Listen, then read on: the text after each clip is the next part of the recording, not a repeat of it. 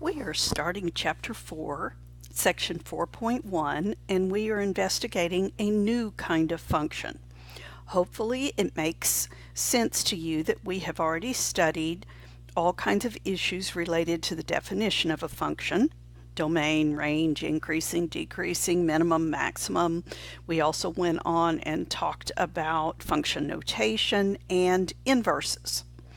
Then we studied specifically linear functions, then quadratic functions, polynomial functions, rational functions, and we are about to investigate our last two types of functions in Chapter 4, the first one being exponential functions. An exponential function, it is defined here in the yellow box. It is the exponential function f with base b is defined to be f of x equals b to the x, or out of function notation we could say y is equal to b to the x. Now there are some restrictions on what the base can be. The base is a positive constant, so it must be positive. It must be greater than 0, and it cannot be 1. So if you were just going to look at a picture of what the base could be, the base must be greater than 0, and then it cannot be 1,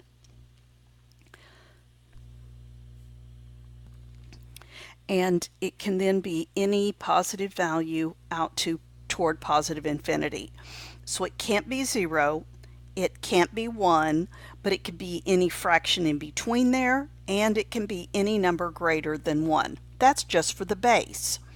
You raise the base to a positive power, not to a positive, to any power x, which will control the domain, and you will crank out the value y, which will be the range. Here are some examples of exponential functions. If you had f of x is equal to 2 to the x, the base is 2. Suppose you had g of x is equal to 10 to the x, the base is 10. H of x is equal to 3 to the exponent x plus 1, the base is 3.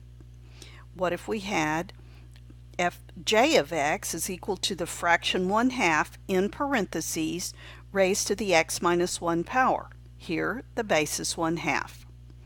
The base can be anything as long as it has to be greater than 0 and it can't be 1. No negative bases, and 1 can't be a base, nor can 0. Alright, there is a special base that is called the natural base that we will talk about, but I will not probably give you a satisfactory explanation in college algebra as to where it comes from. It is an irrational number and is symbolized by kind of an italicized lowercase e,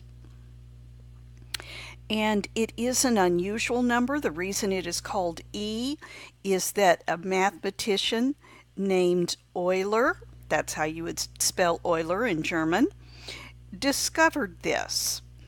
And the value of e is approximately 2.72. But that's just an approximation. In our class, we will always use, when we need this, we have an e key or an e to the x key on our calculator. All right. It is called the natural base.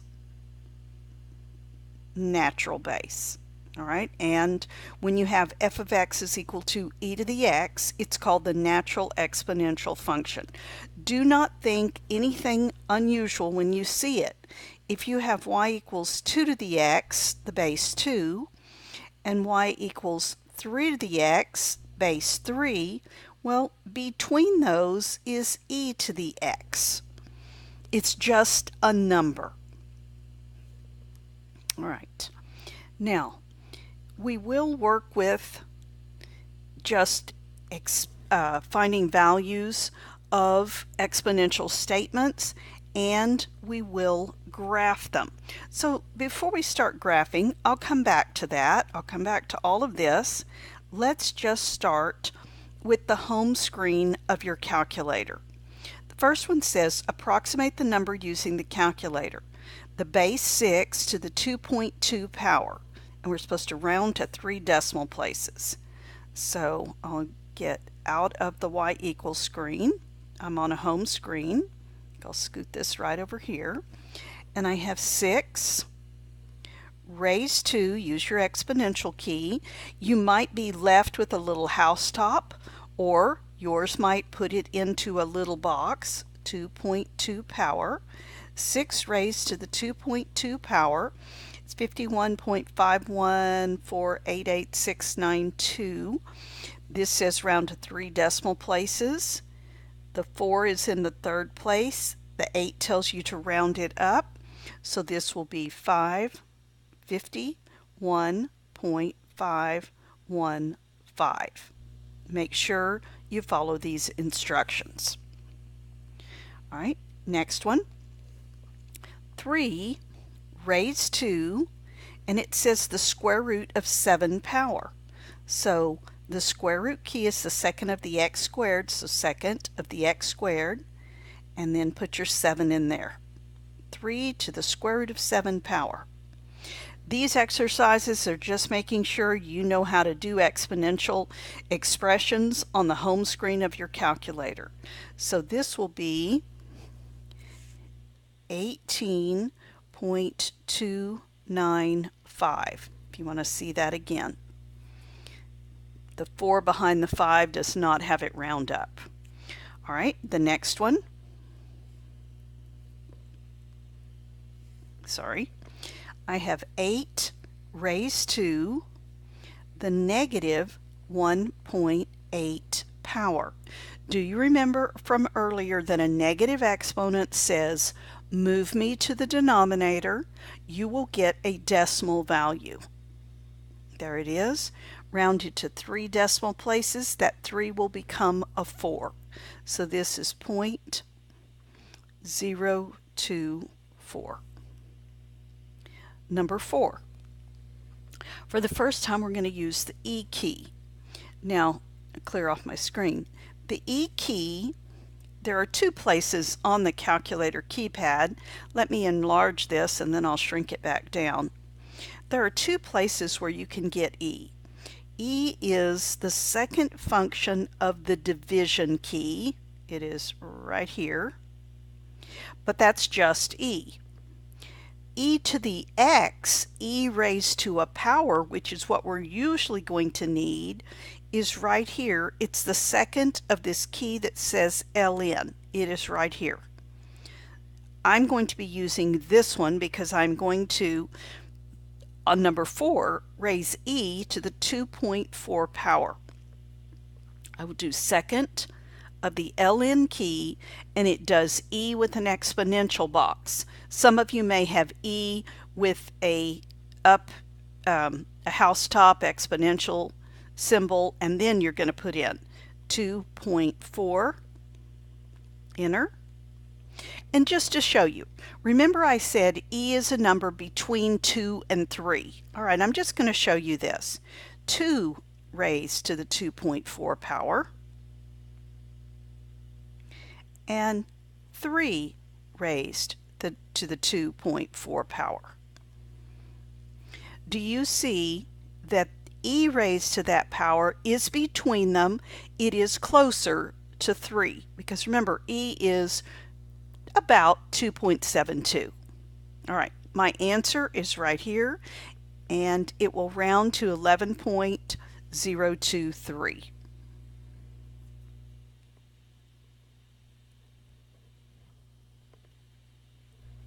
Be sure you're rounding to 3 decimal places. Next, I have E raised to a negative decimal power.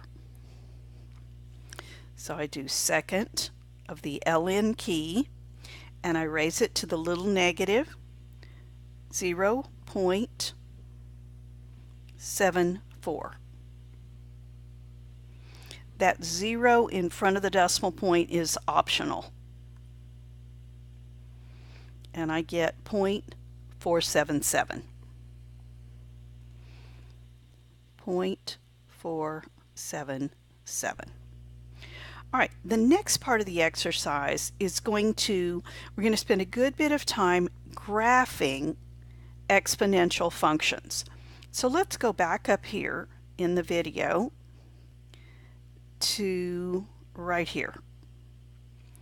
Characteristics of an exponential function. You might want to pause the video and write this down. Y equals b to the x.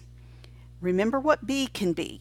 It has to be greater than 0 or any positive number, just not 1.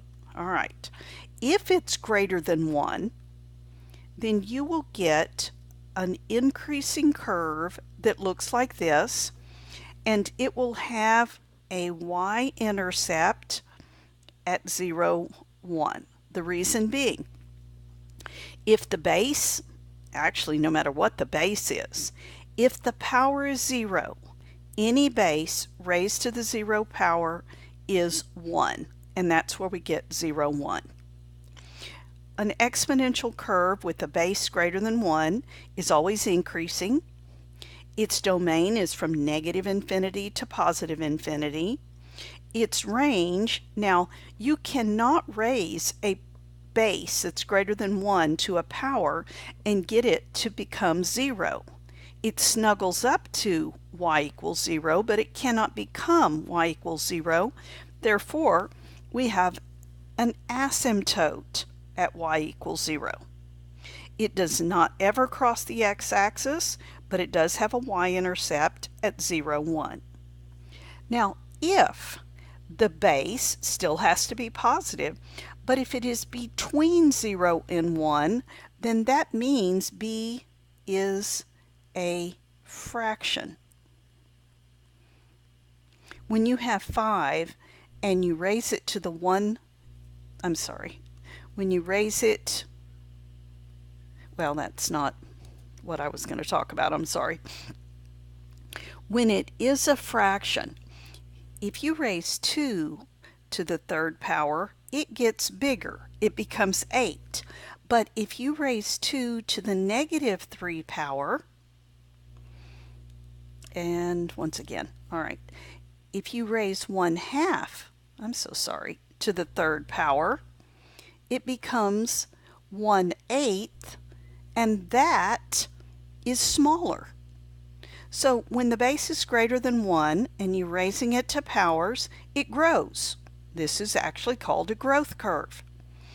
If b is a fraction, then it decays. It gets smaller. This is called a decay curve. So it will be decreasing. This all has to do with the base. If the base is bigger than 1, it's going to grow. If the base is a fraction between 0 and 1, it's going to shrink or decay. Everything else actually stays the same. I will come back to the transformations in a few minutes. All right, number 6, we're going to do this multiple choice to start with. Let's think about what the base is. The base is 7/3. 7/3 is an improper fraction, and it is greater than 1. That means that we're going to have the growth curve. When the base is greater than 1, you get a growth curve. So looking back up here, you get a growth curve, and it crosses at 0, 1. Sorry, hope I'm not making you dizzy. So of all of these, there is only one that is a nice growth curve, and it is choice A. But I do want to show you on the calculator. If I go to the y equals, and I do open parentheses, 7 divided by 3, close parentheses, to the x power, whoops, raised to the x power.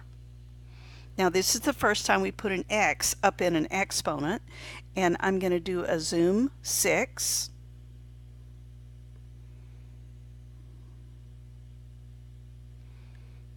There's the growth curve. That's exactly what I expected. My window is different than the window in the homework problem, but it still is a growth curve.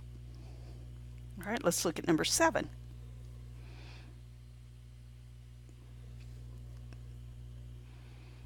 If I can get it to move down. All right, number 7. What is the base? The base is 0.15. Now that is a number between 0 and 1. If it is between 0 and 1, then you get that picture that was the decay curve. And this is a picture of the decay curve. You can check it with your grapher.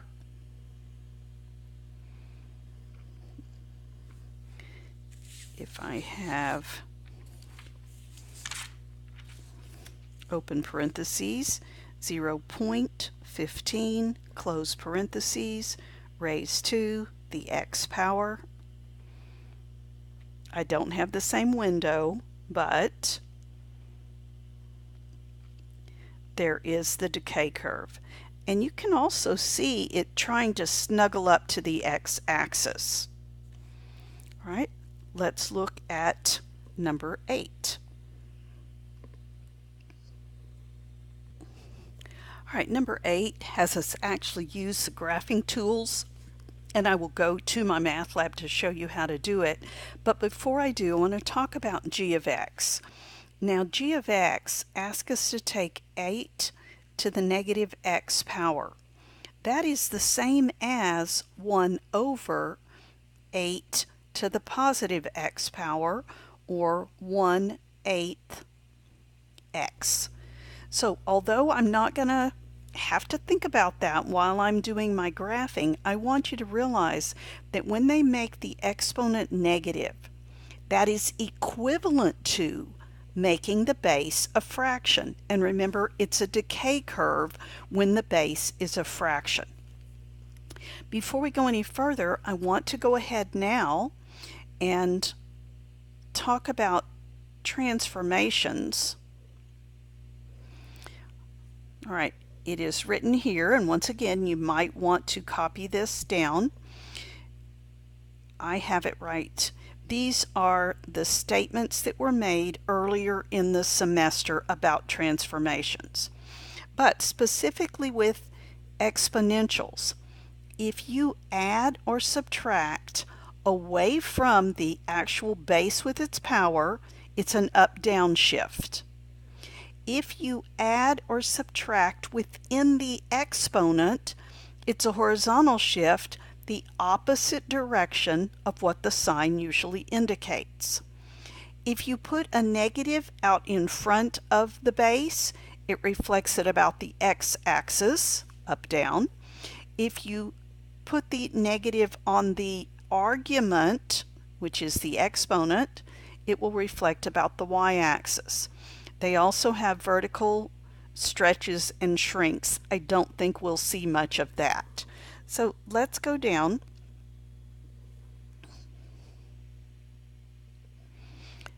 to our number 8. We're supposed to graph f of x is 8 to the x. I know that will be, just as a little sketch, I know it will go through the point 0, 1, and it will be an increasing curve. It'll be steeper than that, but all right. 8 to the negative x is the same as 1/8 to the x.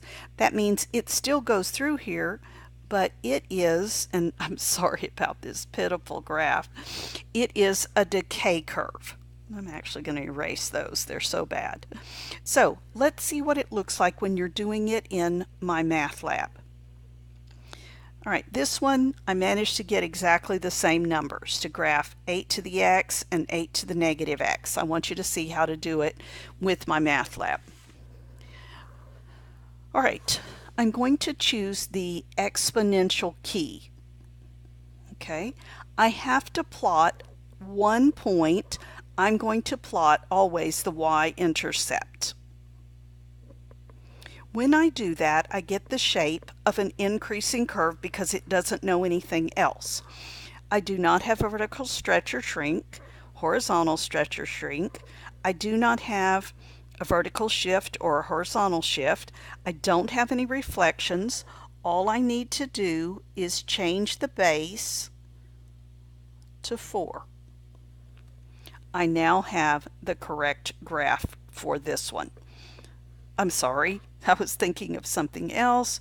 I need to choose that, clear it, try again. Exponential, I did one a minute ago with the base of 4. And y-intercept is always 0, 1 unless you have some shifting. And this base is 8. I apologize for that. There's base 8. It's steeper than base 4 was. So save that.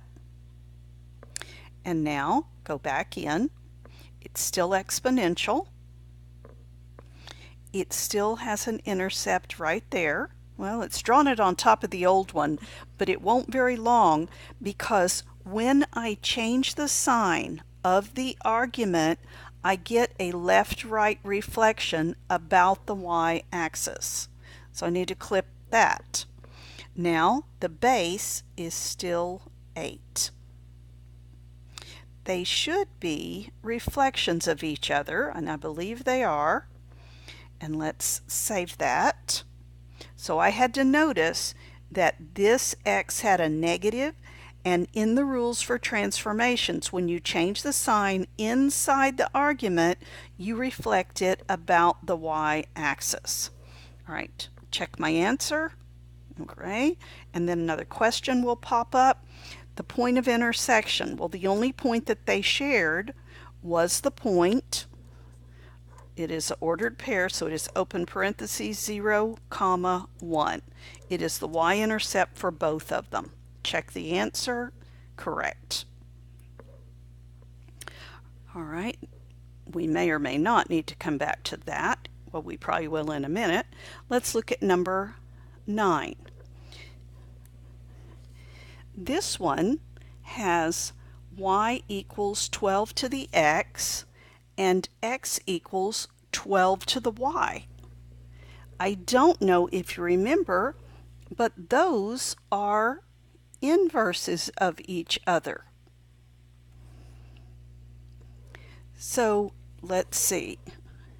The first one is going to be the dashed red curve.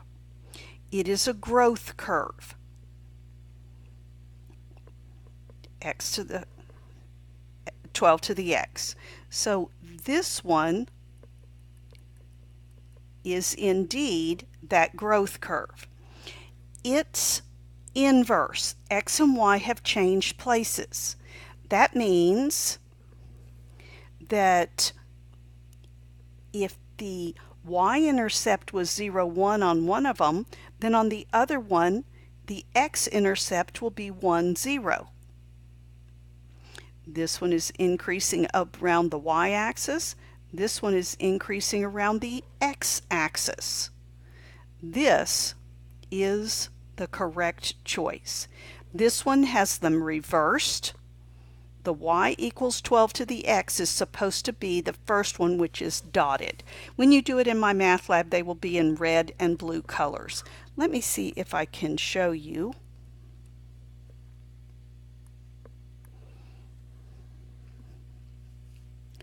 All right, this one, well, it is the same question. Let's see if I can blow it up. There it is. Here is this increasing growth curve.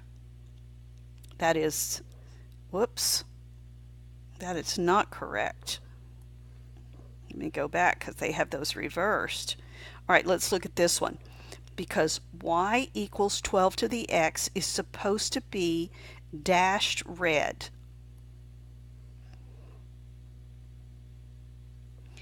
There it is, dashed red. The inverse of it, will be this blue one. Do you remember that inverses are reflections of each other about the line y equals x? We're leading towards something, which is the reason we have this question. So it is this choice, and I can check it. Good job. All right, we will come back to graphing in just a minute. In our question number 9, it was reversed. It was choice. The right one is choice A here, and in my math lab it was choice D. So don't be surprised at that. All right, starting with number 10, we're going to graph these using transformations, and I will go to my math lab, I believe, and do their version of the next few problems. I have them done. I have these specific problems done in the lecture notes, but in the video for these, I'm going to do them in my math lab. Something else I want to tell you is that I deleted 2 questions.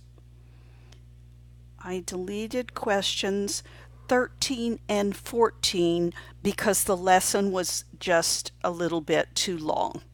So I am going to go to problem number 10 in the homework.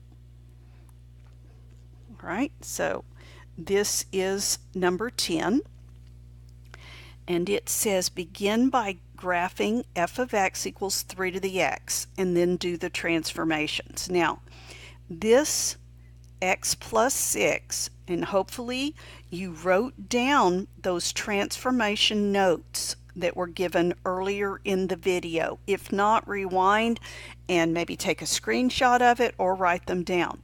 This is going to affect it horizontally, and it's going to go the opposite direction. It says plus 6, so it's going to go left 6. So I will check that. Check my answer.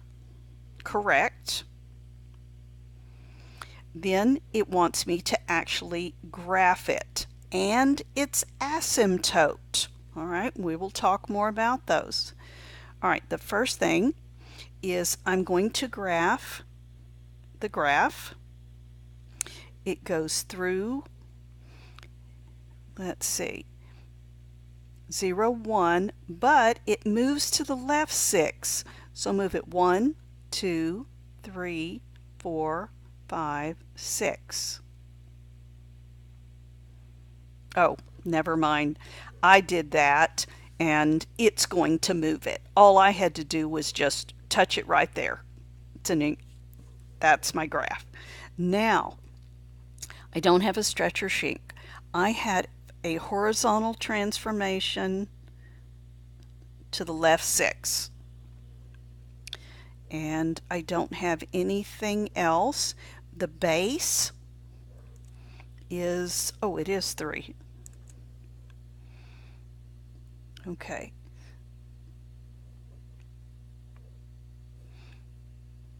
And now I'm going to do the horizontal asymptote. And remember, this is snuggling up to the x-axis, so all you have to do is plot 2 points on that axis and you've got it. I believe that's what it wanted. Oh, the asymptote is supposed to be dashed. So I will touch it and switch it to dashed. Let's see if I got it right this time.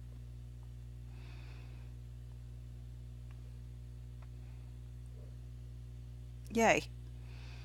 All right, so we go through the step where it talks about what kind of transformation is there.